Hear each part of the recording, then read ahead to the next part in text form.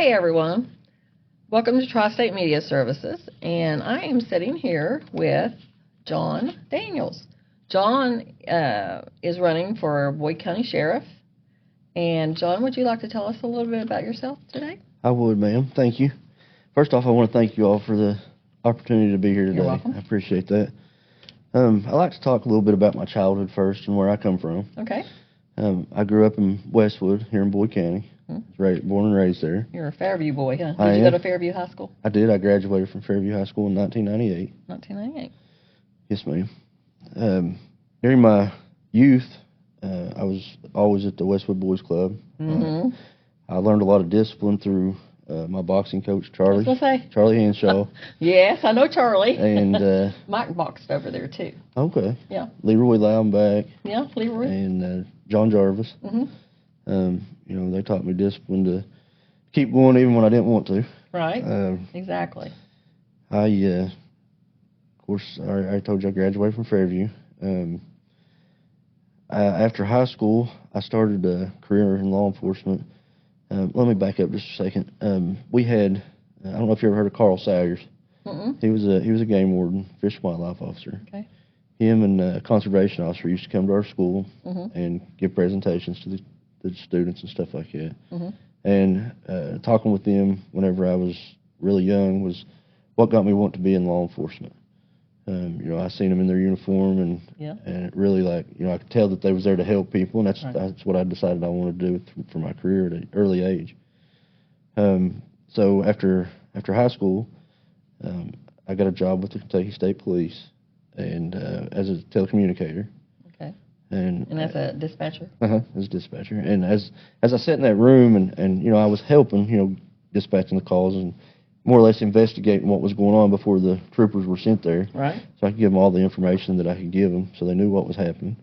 I wanted to be on the other side of the radio. Awesome. I wanted to help people face to face and do more for our communities. And so I was able to get sent through the police academy in December of 2004. Okay. Through the Greenup Sheriff's Department.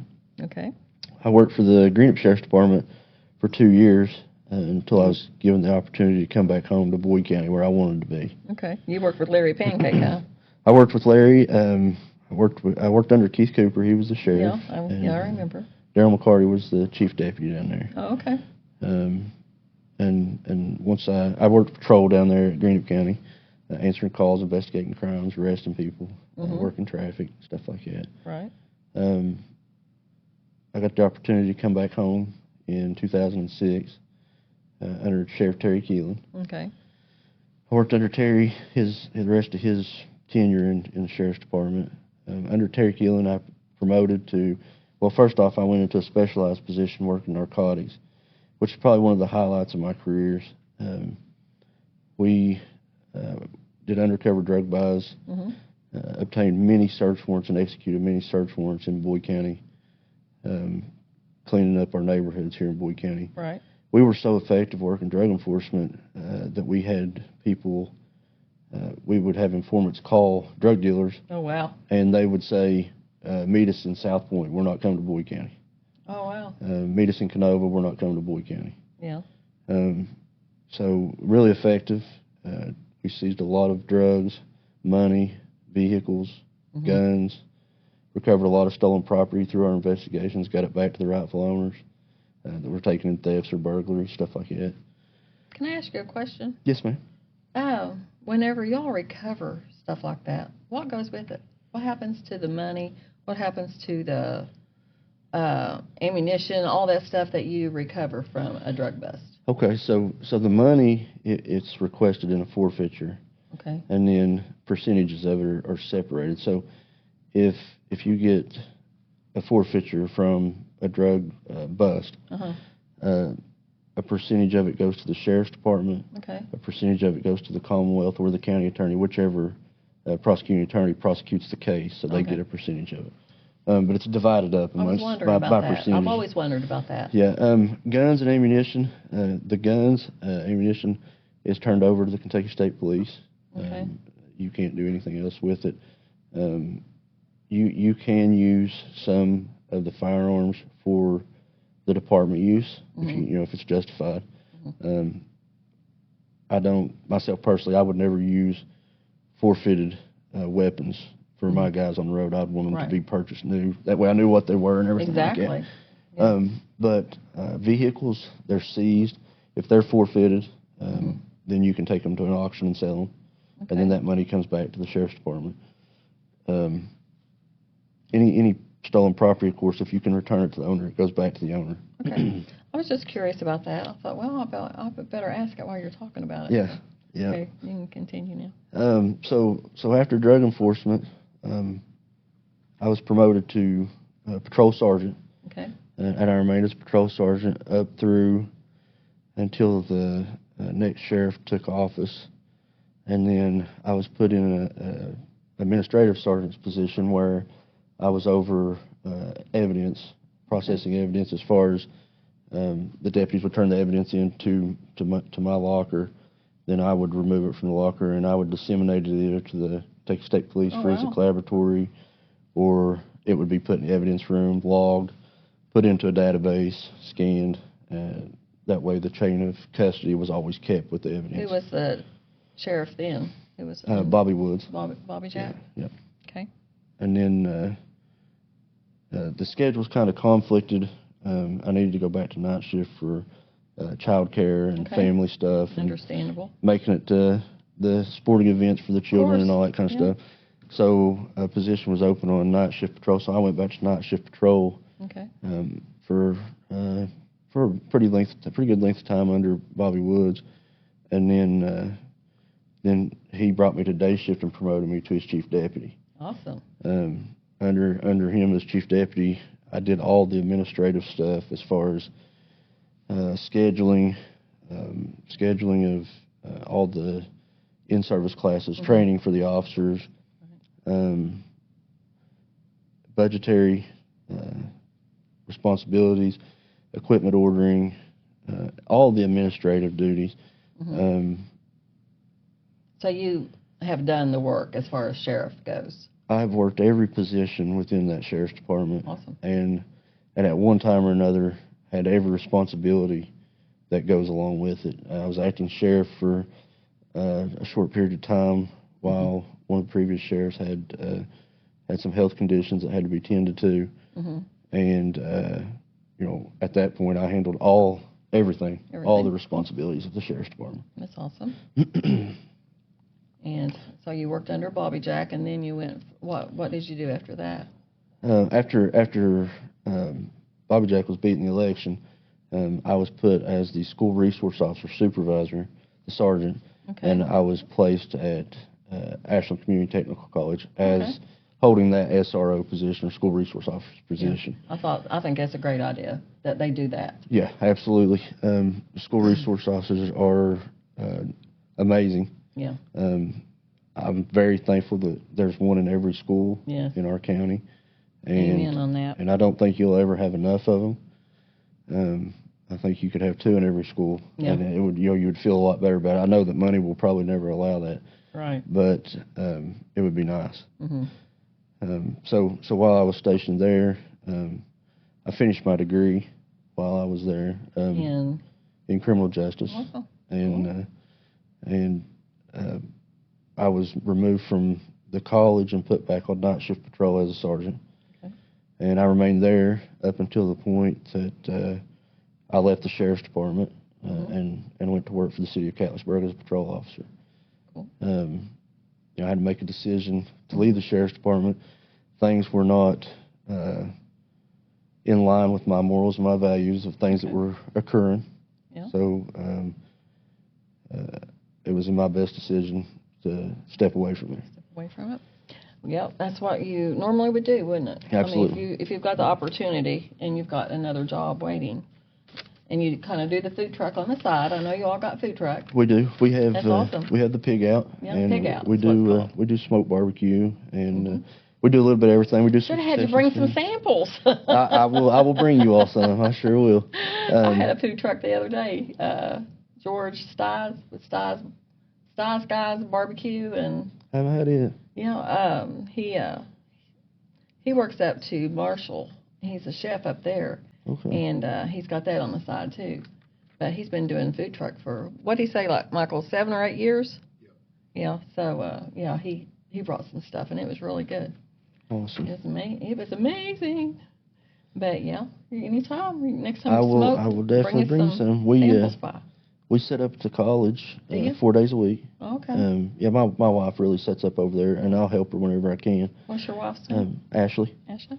Yeah, we started that about 3 years ago, and of course the college used to have Giovanni's downstairs, and, I know. and now it's not there. I used to work it. Yeah, so it gives the students an opportunity to be able to eat there on campus and not have to leave to go out and get something short period of times between their classes and stuff like that. So it's a win-win situation. Right. And you know, the people, the faculty and staff at the college are amazing people. I don't know if you know them over there, but they really treat you like family. They really do. They're great people. Good. It was a win-win for us because we didn't have any bills as far as the rent and stuff. They just let us come in, and we just donated a scholarship each year for a student. But yeah, but it got bad after school started and kids started dropping out. Then when they started dropping out, then of course everything goes down. You know, you don't have the sales. So that was kind of tough for us. That's the reason. After a while, I had to close it down. Yeah. If you don't have the people there eating, you can't stay open. That's right. Okay. Let's see here, John. What are we going to talk about? Let me ask you this one question. Okay. Okay, if your opponent was sitting here with us right now, what would be the one question you would want to ask him? I would have to say the one question I would want to ask my opponent, if he was sitting here right now, is, why won't you have a public debate with me? Oh, okay. So he said he don't want to, or? That's my understanding of it. Okay. Because I know whenever I seen your post, and I knew we was going to be doing some political stuff on here, I thought, well, I'll just get a hold of you, and I did.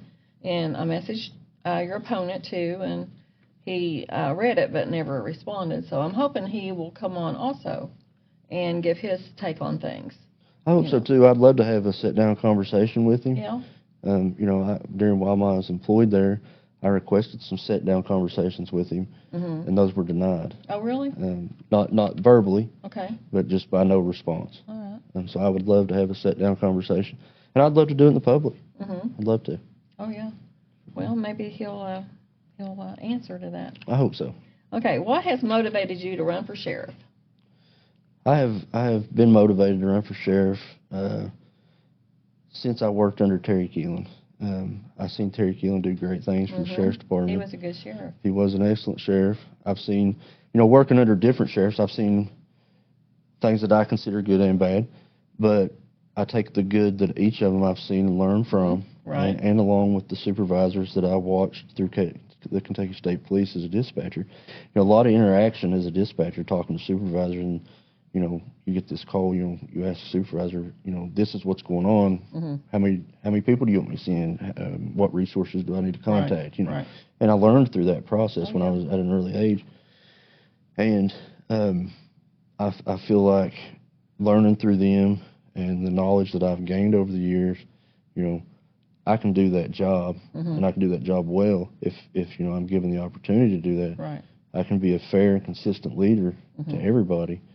And I feel like I can create a culture within the department to retain employees to the point to where they're going to want to do their job. They're going to want to do their job well, and it's going to be better for my children, my grandchildren, your grandchildren, us as a whole, the whole entire county. And I think if you have servant leadership and you teach your guys, you're going to treat the public as you would want somebody to treat your mother, then you're going to instill in them to do a good job, and you're going to be able to prove to the people, this is how we can make a difference. And that's why I want to be sheriff. I want to make a difference in everybody's lives. Amen. So. Okay, what changes would you make if you were elected?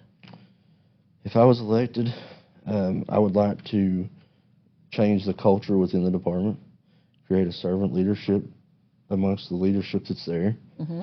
I would implement a merit-based testing system for promotion of supervisors. Mm-hmm. I would implement oral interview boards. Okay, let me ask you on that. Now, when it comes to that, are you talking about, like, you take a test or something before you are promoted? Like, okay, say somebody is favored in the department and, oh, I want to make this one a lieutenant or sergeant. You want them to be able to do that job, right? Correct. I would want the best of the best right. as my supervision. Exactly. And here's how I would go about doing that. I would introduce, which there was, well, let's just talk about it. So used to, there was what they call a deputy sheriff merit board. Uh-huh. Under that deputy sheriff merit board, you had a testing process. Okay. The test had to be proctored from an outside individual, and the oral interview boards had to be done by outside individuals. So you had a written test. When I promoted and tested, it was over college curriculum. Okay. So you got, I don't remember how many books it was, but you got several books, and maybe one of them was community policing, one of them was criminal investigations, and so on, stuff like that. So you had so many weeks to study from these college curriculum books. Okay. And then intertwined with that were policy and procedures, and then scenario-based questions. Mm-hmm. And that was given in a written test. Okay, then you got your score from that. Then you went on to an oral interview board, which was conducted by Kentucky State Police, upper echelon, such as sergeants, lieutenants, right. captains, stuff like that. You went in and did your interview board. The sheriff actually created the questions that was given, and you got a score based on your performance, your knowledge, everything like that. They took all the scores, combined them, plus your years of service counted towards some, plus college counted towards some. Then they had a list of the top 3 people in that testing process. Well, then the sheriff could pick out of those top 3 people, okay. and then present it to the merit board to say, this is who I want, and then they would approve it. And that's how you got promoted. Oh, okay. Right now, there is no, they did away with the merit board. They don't have that no They more. don't have the merit board. Now, when did that change? What? Under this was under the current administration in January of 2024. Oh, okay. There was a vote taken, and you can look at my Facebook and read all the information, the statutes, everything that goes along with the merit board and the dissolvement of it. Just to put it plain, there was an unjust vote taken where you had to sign your name to a ballot, and some of the people, I believe there was 10 total, that were not even covered by the merit board, that voted to do away with it. Oh, wow. Okay, there was promotional promises made to people, and so on and so forth. You know, it was just not done right. If it would have been a legit thing, nothing would have been said, and everybody would have went on. So I would, if I could, you know, I would take. No, I mean, I know I could do this. I could take a legitimate vote from the guys, and if they wanted to bring it back, I would present it to the physical court to bring it back. Now, if I take does it have to go through the physical court? It does. It's an ordinance, so it has to be passed by the physical court. The commissioners and the county judge executive. I think that they'd have to go by that, though. You know. What do you mean? You would think that they'd have to do that system. You know, well, if it's an ordinance, so it's a county ordinance. So any county ordinance can be voted in or out. Really? Yeah. Wow. Yep. Hmm. So, but did not know that. But with that being said, you know, if the guys didn't want the merit board, and that would be up to them, but I would want them to be able to vote without the fear of retaliation, without the fear of promise, without anything. You know, I'd want a vote. They don't have to put their name on a ballot. Tell me if you want it or not. Right. You know, you don't have to give me your name. If you don't want it, that's fine. We're still going to implement a policy to where there's checks and balances in promotional process. We're going to create a test. We're going to have it proctored by an outside person at no cost to the agency, because I've already got that source set up, and do oral interview boards and contact Captain Goble with the state police and say, hey, do you have any way you could send me 3 guys to do an oral interview board? There you go. You know, and it's done. It's outside. There's no biasness. There's no anything, and you get your best of your best supervisors. I think that's the way to go on that too. Yeah. You know, because you know, if they're taking tests and they pass all these tests and then, you know, do the oral thing too, then hey, you're gonna get your best Right, correct. best ones, all that. Correct. I agree. 100% agree. Now, would that be your first priority if you got elected? Or is there something else that you would My want? first priority elected as sheriff will be to increase the number of patrol deputies. Oh, okay. And now, is that allowed through fiscal court? the sheriff will decide who's going to be a patrol Sheriff deputy, does? who's going to be a supervisor. Right now, there's no merit board, so there's no testing. So, you know, you could go in and put anybody anywhere you wanted to. Okay. And I'm talking about like hiring as far as like, can you hire more deputies? Are you able to? As far as you mean like the budget goes? Yeah. Well, you know, I have to see what I'm working with whenever I take office as far as the budget goes. However, there was 16 slots for patrol deputies when he took office. When the current administration took office, there were 16 slots for deputies. Mm-hmm. So there is 9 patrol deputies on the road at this time. Mm-hmm. With that being said, you have 11 supervisors, which is absolutely not necessary. Oh, wow. So the first thing that I would do is move some of those supervisors back to patrol. Mm-hmm. They would be out of the office and doing a job. Right. That would be the first thing that I would do. First thing you do. Okay. What is your favorite thing about Boyd County? My favorite thing about Boyd County? The people. People. The people in Boyd County. You know, I've met so many people throughout my career in law enforcement, and so many different walks of life. And I've tried throughout my whole career to be respectful to people and treat everyone the same throughout my whole career. And I think it's really proven that I've done that because I have so many people from so many different walks of life. I've got recovering addicts that I get Christmas cards from. Oh. And I've got people that I've helped on the interstate when it was broke down that send me Christmas cards still to this day. Oh, that's awesome. And so yeah, it makes the job very much worthwhile. Oh, yes. And that's why I would have to say that that's probably my most favorite thing in Boyd County is the people here. Yeah, we're pretty good people, aren't we? Yeah, pretty good. I lived in Greenup County, and I just recently moved back to Boyd County, and I've always been a Boyd County citizen pretty much all my life, except for, I guess, 2 or 3 years there. I lived in Flatwoods, so, but I'm glad to be back to Boyd County. In your own words, what is the responsibilities of the sheriff? The responsibility, there's a very long list of responsibilities for the sheriff.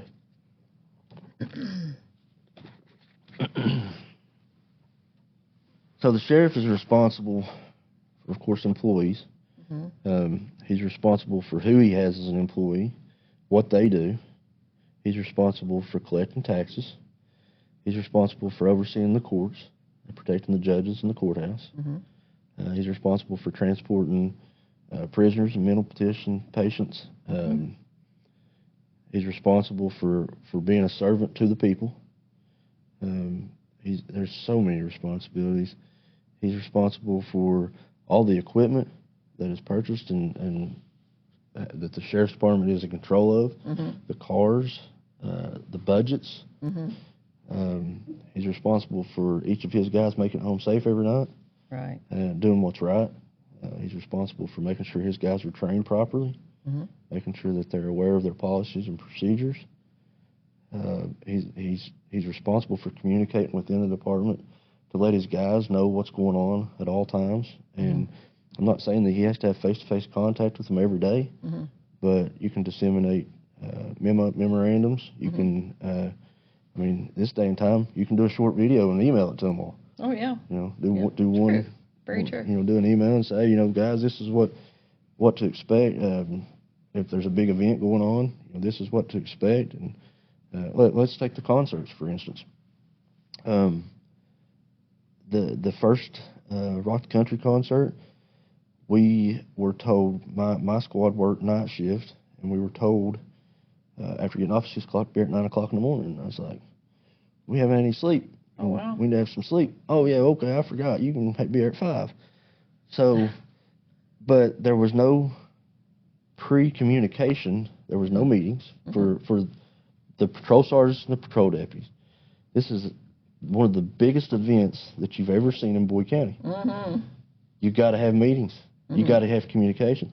Now, you have a meeting with your supervisors. Say, hey, you tell your guys, this is what's expected of them. This is what we expect to have. This is where they need to be at. Right.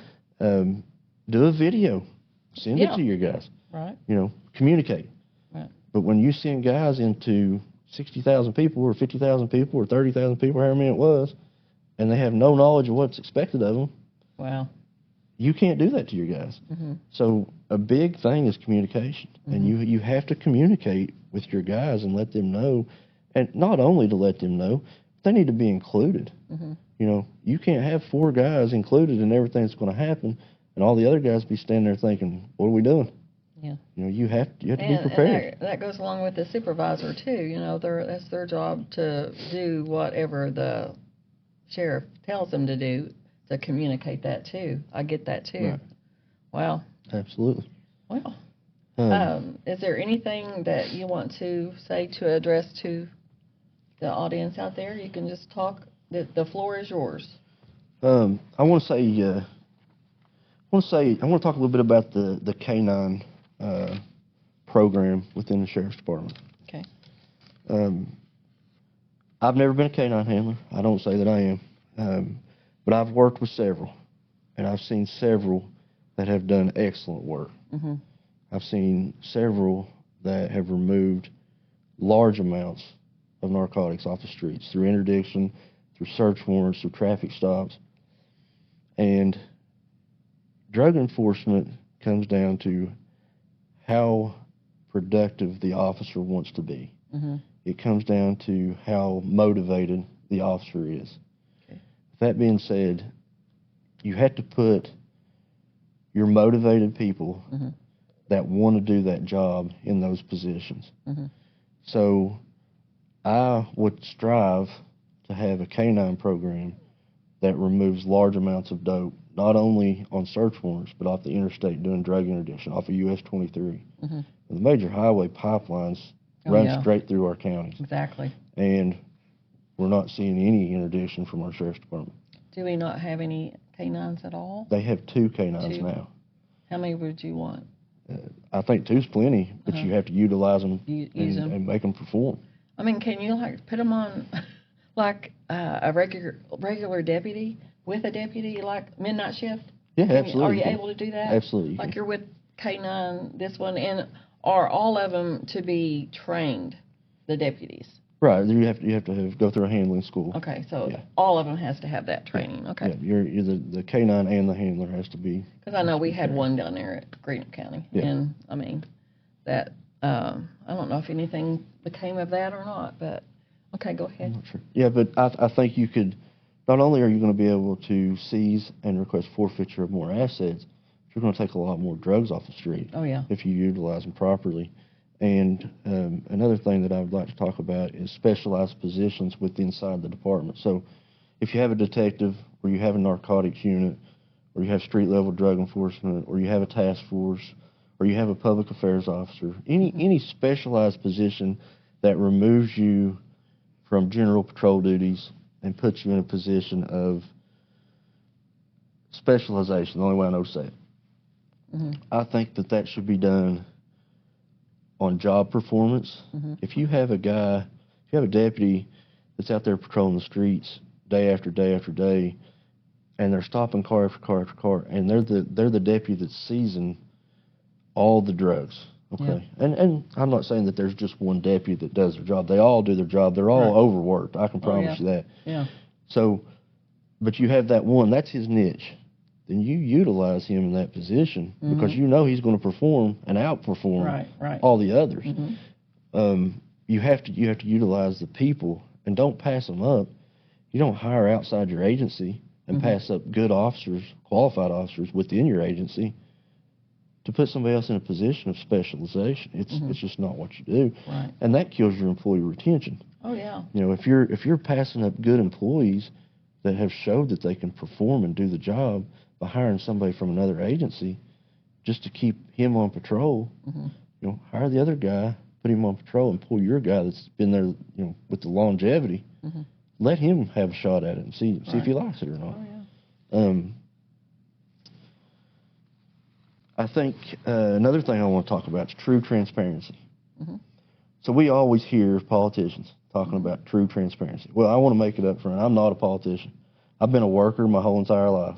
Mm-hmm. You know, I started a landscaping business when I was 13. Wow. Literally, I was cutting the grass of my parents' friends when I was in school when I was 13 years old. My dad would drop me off with my mower and a gas can. Love it. And I didn't even have a weed eater. I would use their weed eater if they had one up Yeah. until I saved up the money to buy one. Okay. So true transparency to me is complete honesty. Right. 100%. I don't hide anything from you. I don't omit anything just so I don't want to tell you it. It's 100% transparency. And I think with transparency it comes, I can put numbers out here all day long. I can post pictures of street signs all day long. Mm-hmm. All right. Where's the enforcement action? Mm-hmm. Where's I seen a police officer stop somebody. This is ad lib. I seen a police officer stop somebody down the street from my house. What were they doing? Mm-hmm. You know, if they arrested somebody in my neighborhood, I want to know that. All right. So I think something I want to do is do something of the sorts of a daily morning briefing when I'm elected. And would you do like a little podcast thing? Is that what I you're think talking so. about? I think you come in and you'd say, you know, I don't think you put all the deputies' names out there, but you come in and you say, hello, good morning, Boyd County. I want to let you know what my deputies did last night. They stopped a car in the 2300 block of Main Street. Yeah. So-and-so, whoever it was arrested for DUI, possession of marijuana, possession of drug paraphernalia, whatever. Okay. And let the communities know what's going on in their communities. That's good. Let the communities know what their deputies, what their tax dollars are paying for. Right. You know, I can say, Deputy so-and-so went and patrolled 16 roads last night. Mm-hmm. What did they do while they was there? Yeah. Did they stop a car? Mm-hmm. Did they stop and talk to the neighbors? Mm-hmm. Did they arrest somebody for stealing something? Now, when they stop somebody, do they have to document it down? Yeah. Is it documented Yeah, it's down? documented through dispatch. Okay. You know, they call out on all traffic stops. And now I'm not saying you put out there that they stopped 10 cars and didn't get anything out of it. That's Right. not telling what's going on. You know, they would argue Right. that they're obviously not doing anything. Mm-hmm. But if they stop a car in the 2300 block of Main Street and they recover 2 stolen chainsaws, but they don't know where they came from, put it out there. Right. You know? So, hey, if you're missing a chainsaw, call us. See if you can describe we a might have marker. it. Yeah. But even farther than that, you know, if they stop a car on Main Street and the guy's got a warrant on him, arrest him. Yeah. And put it out there to the public. Hey, this is what's going on in your neighborhood. We want to let you all know what's going on in your neighborhood, so you're not blind to it. Mm-hmm. You know, let people be prepared if something's going on. Put it out there immediately. If you got some guy on the run, put it out there. Mm-hmm. You know, Awesome. be 100% transparent with everything, and I don't believe in stacking numbers up. I don't believe that your deputies calling out on 1,800 patrol requests. That's padding numbers. Mm-hmm. You know, it is. I mean, that's all there is to it. And I don't believe in that. I think you put the statistics out there that matter to the people. Right. You know, We want to know. and- We want to and know what's going on out there. my idea of community policing and patrolling is, if I'm driving down the road and you're out there shoveling snow, we'll get out and say, "You all right? Everything going all right in your neighborhood? Mm-hmm. Is there anything you want to talk about that's going on in your neighborhood? Mm-hmm. Anybody selling drugs? I have obtained more information from stopping and talking to people in my career and ended up in positive results on drug enforcement Right. by stopping and talking to people That's a good idea. than anything in my career. Yeah. And you know, just driving down and back somebody's road and taking a picture, that's not getting it done. It's not getting it done. We don't live in Mayberry. Yeah. You know, there's right. crime here, whether you want to put it out there or not. Yeah. And, you know, some people are scared to say anything. You know, they won't approach you unless you approach them. So Right. that's a good idea. Yeah. That really is for us in Boyd County. Yeah. And you could create a direct line for drug information. Yeah. For a community hotline to report anything. You know what? That's a good idea. I didn't know we didn't have anything like that. Well, I know that there was a line before that was dedicated. It was a cell phone. I have no idea if it's even in Still effect used or not. But you got to publicize that. You got to put it out there. people know. Yeah. You had to Or you're not publicize gonna it. get no phone calls. Have community meetings. Yeah. You know, get involved. I think a good idea would be to create a community board. get somebody from each precinct of the county to be on a board. Meet every 3 months and have them discuss. Get the community member that talks to everybody in the community, that stands at the gas station or goes to the Dairy Queen and eats breakfast with all the community members. Right. Get the person that's involved in the community to be on a board and have a meeting, and then they can tell you, hey, this is what's going on in Rush. This is what's going on in Westwood. This is what's going on in Summit. This is what's going on in Rockdale, and be involved with the community members. Now the precinct thing, is that like Rush, and how many is there in Boyd County? Precincts. You put me on the spot there. I couldn't rattle off how many precincts there are. I could probably name them for you. So you have Summit, you have Westwood. Now, but in Westwood you have, and they're broke down to like Kendall Acres, Lower Millseed. Are you serious? Yeah, there's that many. Now, see, before Wow. you used to only have certain places you could go vote. Yeah. Now they've changed that to where there's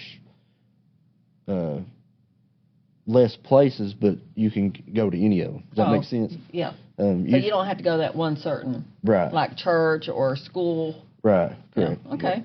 As long as you're in Westwood. So, yeah, like if you're in Westwood, you go to Fairview, or out here we go to the library. Oh, okay. So that changed up, but I couldn't tell you how many exact precincts there are. I've got that information, but I couldn't rattle the number. There's a lot then. I mean, if you do Lower Millseed, yeah, there is a lot. Kendall Acres, and I would have thought that would have been Westwood. No, they're broke into different precincts. Wow. Yeah. That's crazy. I had no idea on that one. Yeah. All right. Is there anything else? I would like to implement more specialized training. Okay. Such as tactical training for building entries. And I know a lot of the issue is overtime pay, and a lot of the issues are getting people together and having the time to do stuff.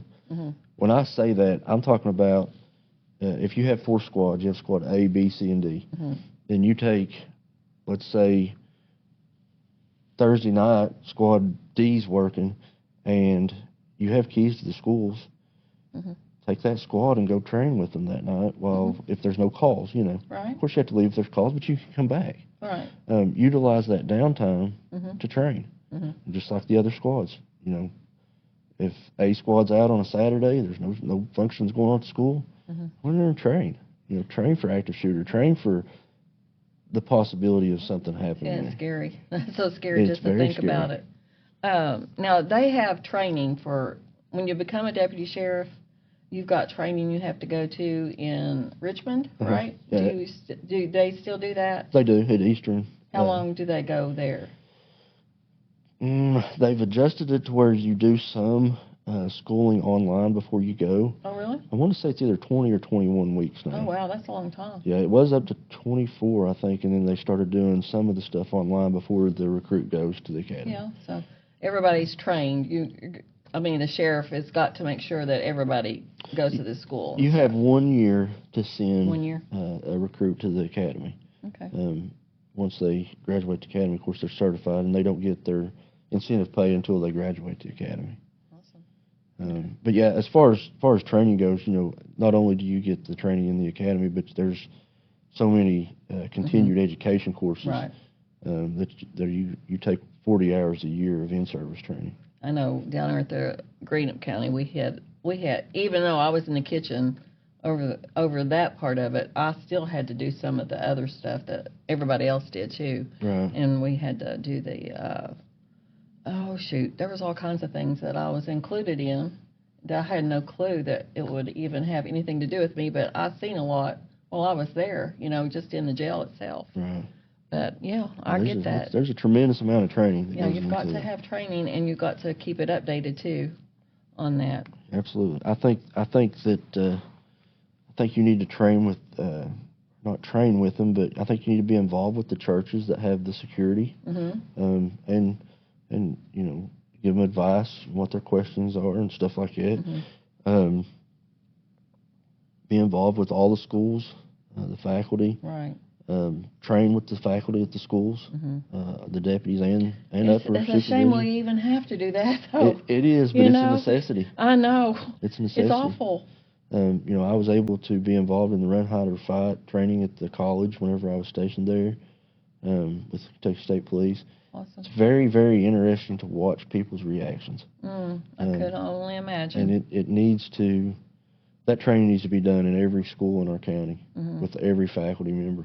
Yeah. Everyone knows. So that doesn't happen then? They don't do that now? I don't know. I haven't seen anything about it. I was never involved in any of it with the local schools. Now I did do it with the college and state police. Yeah. Okay. Back years ago, we did an active shooter training. I want to say it was at Charles Russell. That's been a long time ago. I don't know.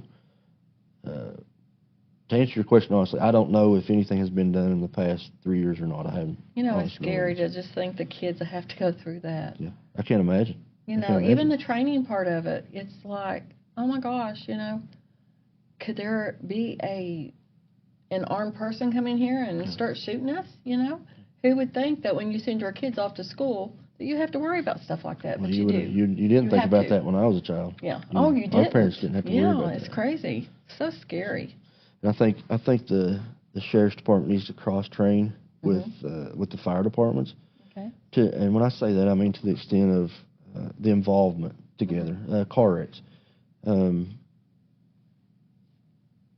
went a lot of my career with never knowing where the cribbing was on a fire truck. You go on a wreck scene, and the firefighters need cribbing, and you're the only other person there. You know where it's at. You got to hunt for it. Well, you may be delayed, finding it. And the reason I say that is I go back to a call where an infant wasn't breathing. Oh. And the fire department was there before me, and I got there, and they hollered and said, go to the fire truck and get the AED off the fire truck. I didn't know where the AED was on the fire truck. Luckily, I went to the right compartment the very first time. I got lucky. I got very lucky, honestly. Yeah. But after that, I asked them to go through the trucks with me and show me where their stuff was at. Awesome. So just that little bit of interaction between the sheriff's department and the fire department could save somebody's life. Oh yeah. So there you go. That's a good suggestion on that you all kind of interact together. Absolutely. Is there anything else? How long do you have? Hey, you go right ahead. Whatever you need to talk about. Like I said, I would reduce the number of supervisors, increase the number of patrol deputies working the road. That would make the department run more efficiently, and the department would be able to handle the call volume more easily. Right. We wouldn't have to rely on other agencies to take calls for us. We already talked about the community relation board that I would like to implement. Right. Of course, I will always respectfully work with each and every state, local government agency on every front. I think you have to. I know that people head in command don't always like to give and take. I get that. But I believe with the right person in there, you can work together to reach the goal that everybody wants to reach. There has to be give and take from both sides in everything, and I understand that.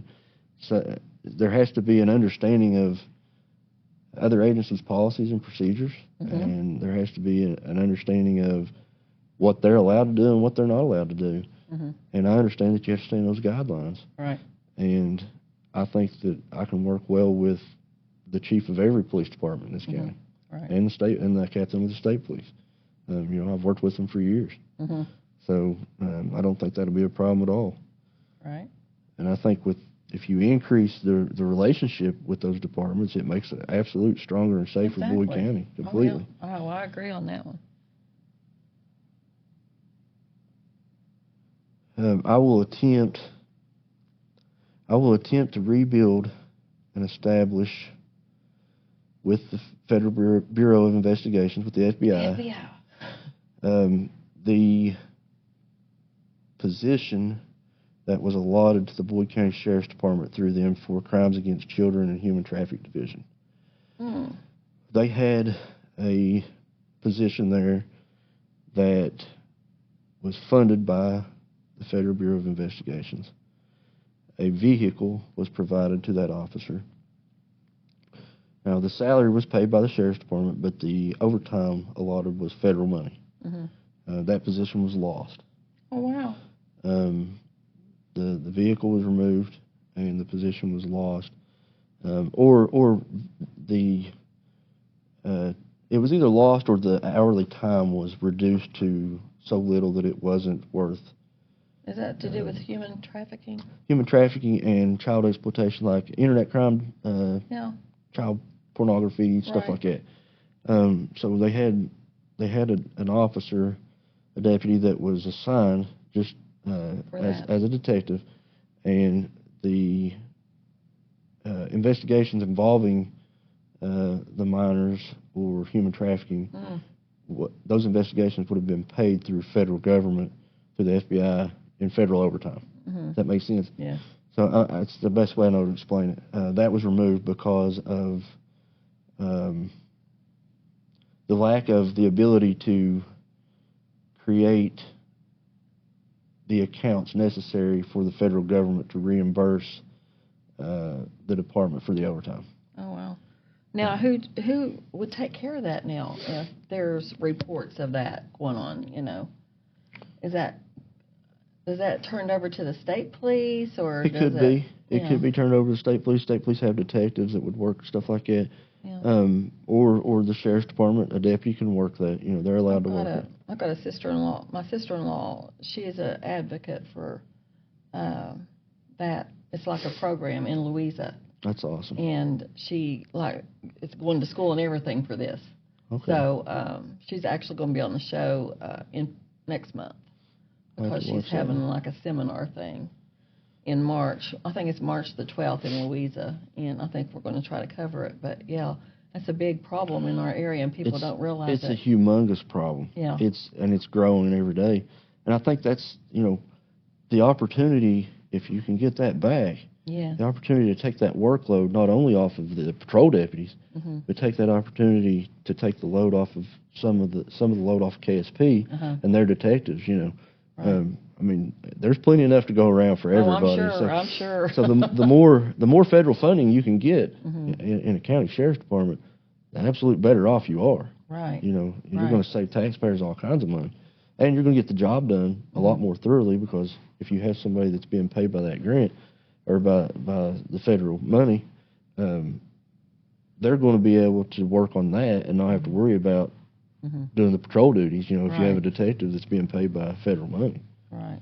So you gain a position without ever paying anything out of tax dollars. Well, I did not know that, and I'm glad that you let us know. And there's the Drug Enforcement Administration, the DEA. I would attempt to rebuild and establish that task force back here. Okay. That was done away with since this administration took office. The DEA? We had a Drug Enforcement Administration task force here. We had one deputy on it, and they were doing an excellent job. They were